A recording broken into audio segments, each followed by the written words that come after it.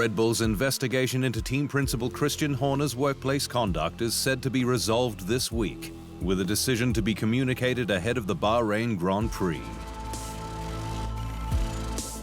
Horner is being investigated for allegations made earlier this month of inappropriate controlling behavior towards a female colleague, but there have been few confirmed details beyond that.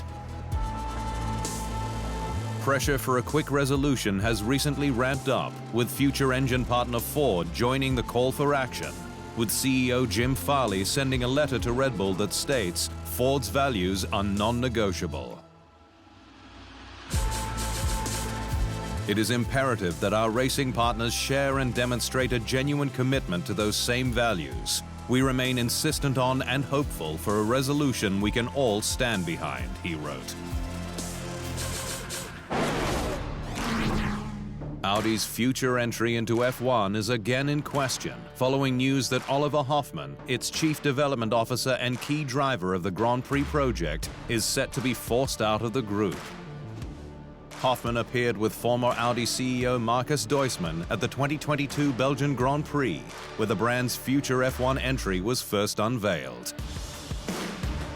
We started to electrify our motorsport program in 2012. We were the first winning Le Mans with the TDI. We were the first winning the Le Mans with a hybrid car. We were the first German car manufacturer winning the Formula E, and the next step is entering the Formula One. But Hoffmann is set to be ousted from Audi, not just as a result of him failing to agree with new CEO Gernot Dollner on the company's future direction, but also sluggish sales figures. Sauber has denied Audi's commitment to F1 is in jeopardy, stating that the project is proceeding. George Russell has revealed that his boss Toto Wolff's phone has been running hot over the European winter, with calls from rival drivers keen to secure a seat at Mercedes from 2025. The sport was blindsided earlier this month when news dropped that Sir Lewis Hamilton would be moving to Ferrari next season after he enacted a break clause in his current Silver Arrows deal. But while Mercedes' young gun Andrea Kimi Antonelli has been touted as his replacement, with the Italian set to go direct to F1 after his maiden season in F2 this year, rumor has it that the squad may go for a shorter-term option should the Italian need more time. And Russell says Mercedes has no shortage of potential pilots. We've already had conversations, and I've been with Toto a lot this winter, so seeing the drivers' names pop up on the telephone has been quite funny, Russell said. McLaren's Lando Norris says that he has no regrets over his recent contract extension, despite Sir Lewis Hamilton's impending move to the Scuderia. Norris signed an extension beyond 2025 in January, but said while he could have waited, he's happy where he is and confident for the future. Ferrari driver Carlos Sainz says that he's in no rush to secure a drive for 2025 and beyond, with options galore to explore. Sainz's Ferrari future ended when Sir Lewis Hamilton was announced earlier this month as a prancing horseman from next season, creating a super team lineup with Charles Leclerc. But the Spaniard has shown his caliber at the Scuderia and says he's going to take his time to secure another winning drive. All options are available, and I'll try to pick the best option for me, not just for 2025, but what is the best option for the next 3 or 4 years that I am giving my absolute best to put together a winning project in F1, Sainz said. Daniel Ricciardo says RB's rebrand for this year is a way for Red Bull's sister squad to be taken more seriously and finally move away from its former junior squad label.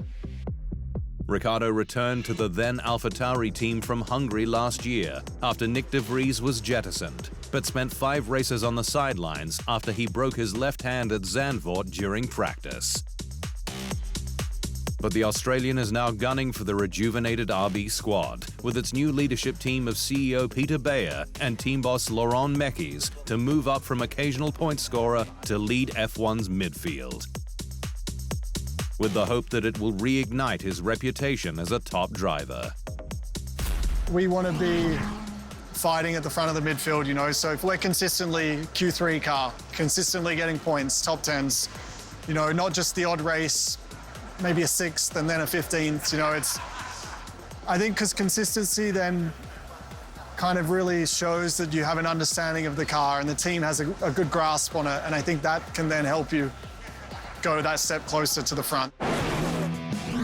Kevin Magnuson says Haas's recent management shakeup with Ayo Komatsu replacing Gunther Steiner as team boss was refreshing and will enable a new engineering-led approach. Magnuson is heading into his 9th season of F1, his 7th with Haas. But while he paid respects to his former boss and acknowledged him as very important for his career, the Dane says Komatsu's installation will change the dynamic and communication across the team. Nothing against Gunther, but I think it's refreshing to get a new leadership and a new set of eyes on things. And Ayo is an engineer. You know, he has a very recent engineering experience with the Formula One team, and getting that mindset at the helm of the team, at the front of the leadership is going to be very interesting. Komatsu joined Haas at its inception in 2016, having moved from Lotus, forerunner to Alpine, where he was chief race engineer. Veteran engineer Pat Fry says his late arrival to Williams meant he could focus on long-term performance, with the squad keen to pounce on F1's next regulation change in 2026. Fry joined Williams as its chief technical officer in November last year, too late to have an impact on the FW46, but watched over its production and says the team can make a step forward in all areas. It's been an outstanding effort all through the company to get a car here, but you know we can do better. You know, we need to plan better. We need to do things in a more organised way, and in the end result of that will be a more performant car at the first test. Former Ferrari F1 team principal Matias Bonato has returned to work and his passion for engines, with the 54-year-old joining Italian firm Texa as managing director of its e-powertrain division. Binotto joined Supermarque Ferrari's engine department in 1995, direct from university, and rose up to become Scuderia team boss in 2019. But he resigned at the end of 2022, following a torturous season that saw an early advantage and potential title challenge squandered. But Binotto has since surfaced at Texa to establish it as a reference point for the design, manufacture, and supply of automotive components related to electric vehicles. What attracted me to Texa was the strategic audacity of its project to build Italian excellence characterized by the most advanced technologies in new mobility, he said. The pressure is rising on F1 to provide a closer competition in 2024, with rival series boss Jeff Dodds from Formula E cheekily offering a $250,000 charity donation to any driver who can beat Max Verstappen to this year's world title. Red Bull driver Verstappen was in a league of his own last season, with a record 19 wins from 22 races. But the watching world is hoping for a much closer fight in year 3 of the new regulations, and Formula E's CEO is hoping to push the Dutchman's rivals with his incentive.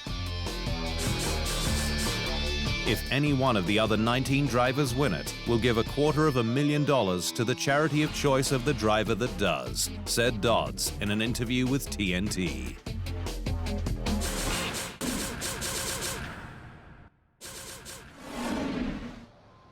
Thanks for watching. To stay up to speed on all things Formula One, make sure you hit the subscribe button.